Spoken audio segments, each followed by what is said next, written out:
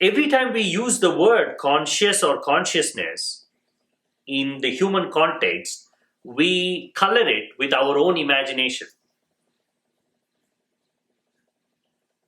That is where the confusion comes from.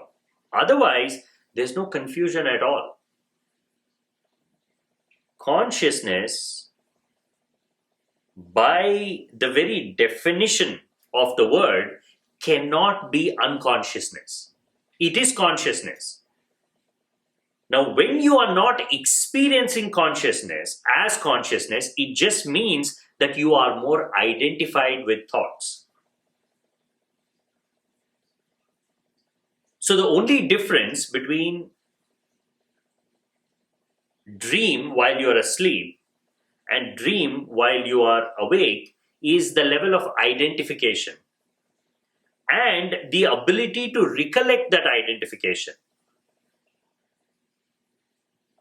In the dream, when you are not self-aware, you are completely a part of the dream, your identification with the dream is absolute.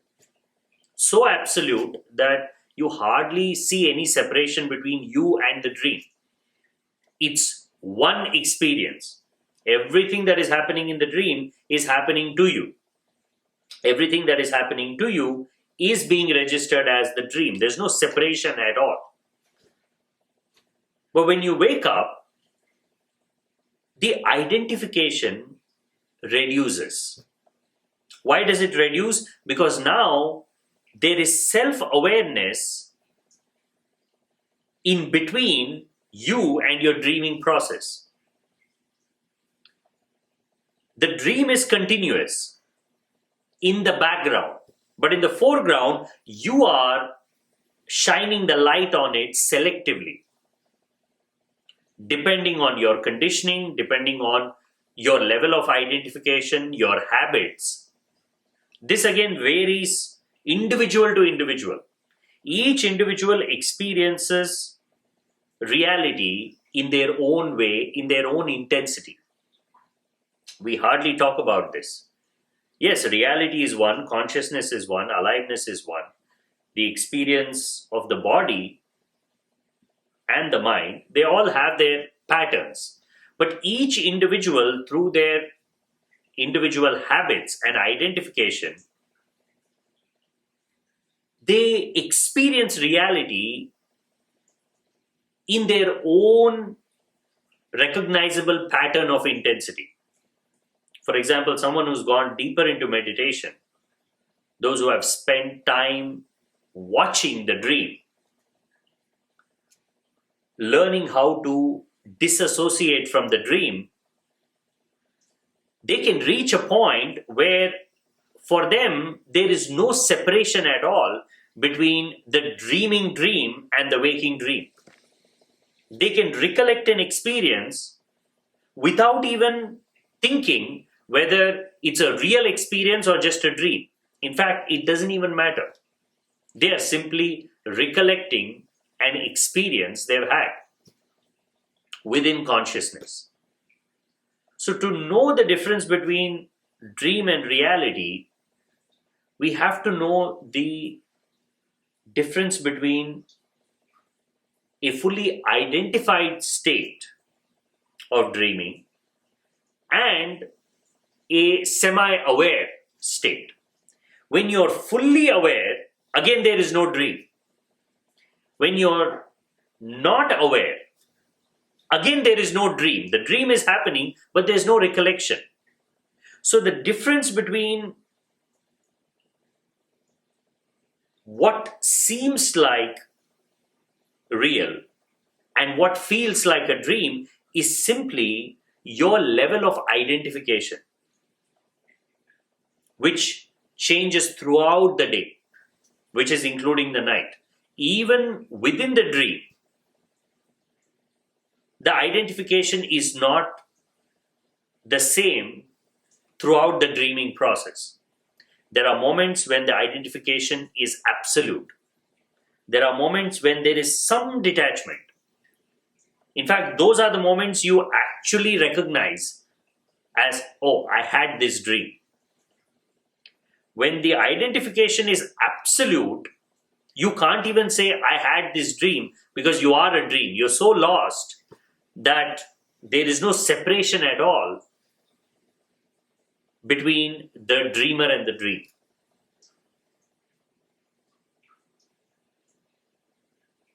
When we see the body as a dream,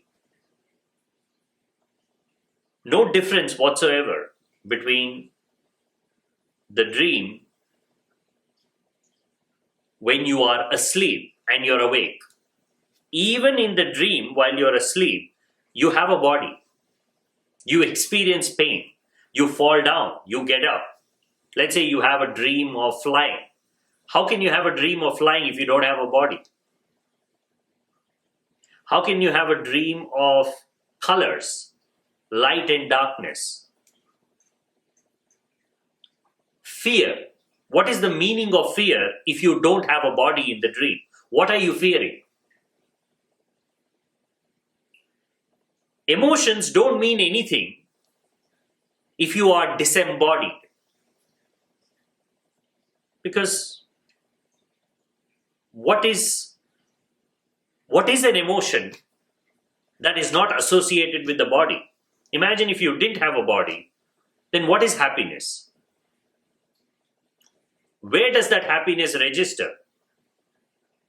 Only because you have a body, happiness registers on your face as a smile.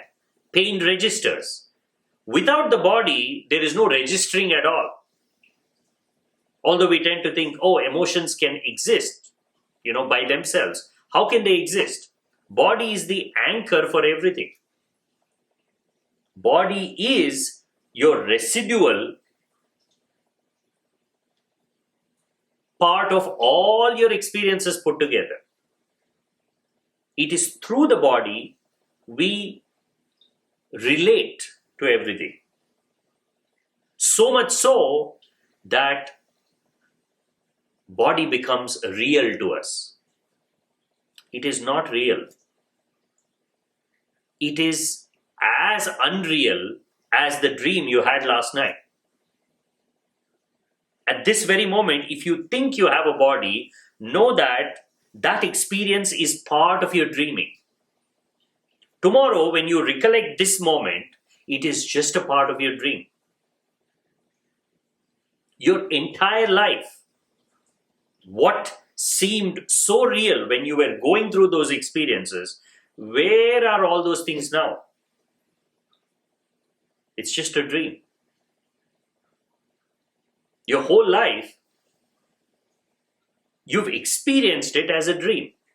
While you're experiencing it, for that brief moment, it just feels real, which is no different from how things feel when you're in a dream. While you're dreaming, everything feels real. It's when you wake up, you see that, one is a recollection, the other one is an experience. But that again is a quality that you are attributing to the dream. You have a body in the dream. You have a body in reality. You have experiences in the dream. You have experiences in reality. There is nothing you experience in the dream that you don't experience in reality.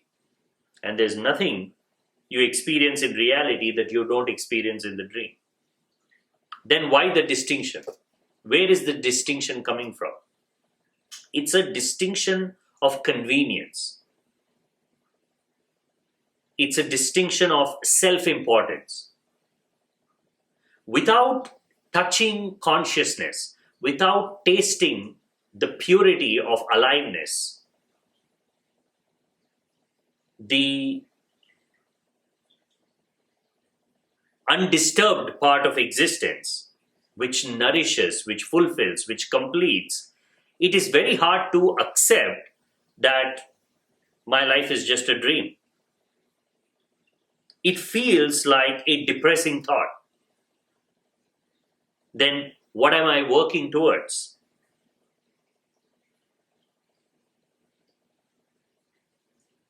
Hence, we turn the idea of dreaming itself into something important.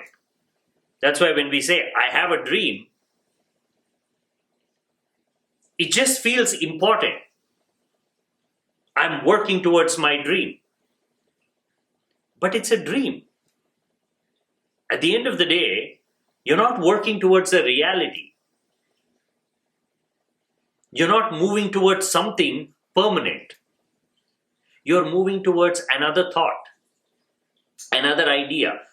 It does not matter how grand that idea is or how simple that idea is. If life is about pursuing a dream, pursuing a desire, pursuing a goal, and that goal itself is a dream, it's not real, then there is no separation between dreaming and reality. Reality is a form of dreaming. But instead of seeing dream as something not real, we can flip the whole scenario and say dream is the reality. Dreaming is our reality. There is no problem in accepting this. It is only when we try to make this arbitrary separation between dream and reality, dream feels less important. It's because we are comparing it to something which doesn't even exist. What we call reality as an experience is just a dream. There's nothing real about it. So the easiest way to clear out the confusion is to see life itself as a dream. Whether you experience it as a dream or reality doesn't matter. What matters is recognizing that dream is real. There is nothing that I experience. There is nothing that I can hold on to, call it my own, other than my dream. My life is my dream. That's it. The parts of that dream that I hold on to, the parts of the dream that I identify with, the parts of the dream that I play with, that's my life. It's actually a very liberating thought that your life is as important as you want it to be.